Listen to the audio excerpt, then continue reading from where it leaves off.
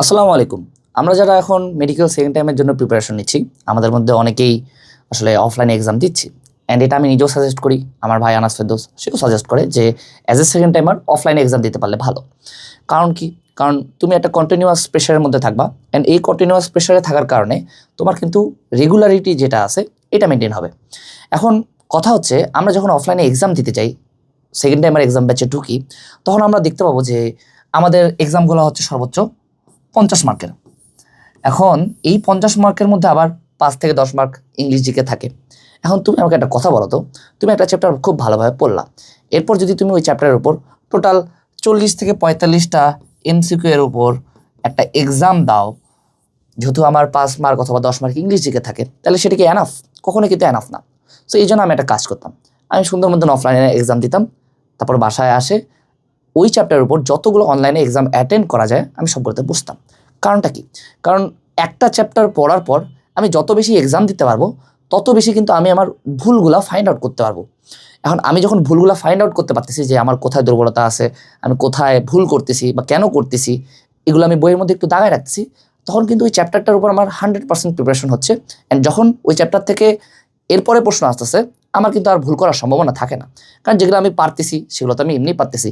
আর পাশাপাশি যেহেতু আমি ওই চ্যাপ্টারের উপর অনেকগুলো এক্সাম দিচ্ছি, অনেকগুলো এমসিকিউ সলভ করতেছি, তার কারণে কিন্তু আমার সামনে যেগুলো ভুল হওয়ার কথা ছিল ওগুলো হবে না, কারণ আমি আমার সবগুলো ভুল আইডেন্টিফাই করতে পারছি।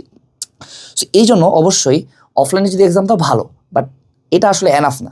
পাশাপাশি অবশ্যই অনলাইনে যতগুলো এক্সাম অ্যাটেন্ড করা যায় সবগুলোতে বসতে হবে। কারণটা কি? কারণ শুধুমাত্র পড়াশোনা করে ওই চ্যাপ্টারের উপর 100% দক্ষতা তুমি আনতে পারবা না। একটা চ্যাপ্টার পড়ার পর তুমি যত বেশি ওটার উপর এক্সাম দিতে পারবা, ওই চ্যাপ্টারের উপর দক্ষতা তত বেশি বাড়বে, কারণ তুমি তোমার ভুলগুলো আইডেন্টিফাই করতে পারবা। ঠিক আছে? সো এই জন্য আমরা এবার কিউজি টেস্ট থেকে নিয়ে আসছি তোমাদের জন্য medical second time exam batch. এখানে টোটাল 13,000 প্রশ্ন আছে।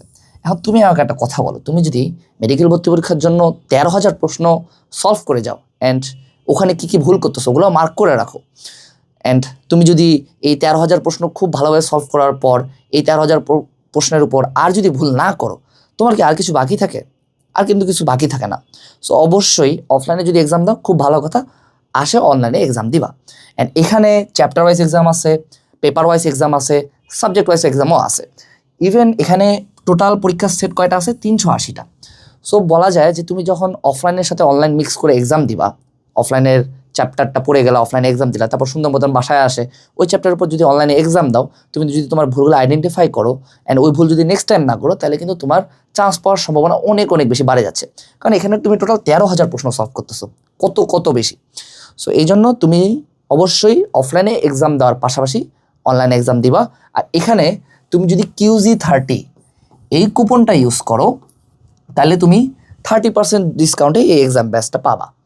সো অবশ্যই অনলাইন এক্সামের পাশাপাশি অফলাইনেও এক্সাম দিবা, অ্যান্ড বেশি বেশি করে এক্সাম দেওয়ার ট্রাই করবা। যত বেশি এক্সাম দিবা তত বেশি ওই চ্যাপ্টারের উপর দক্ষতা বাড়বে। আসসালামু আলাইকুম।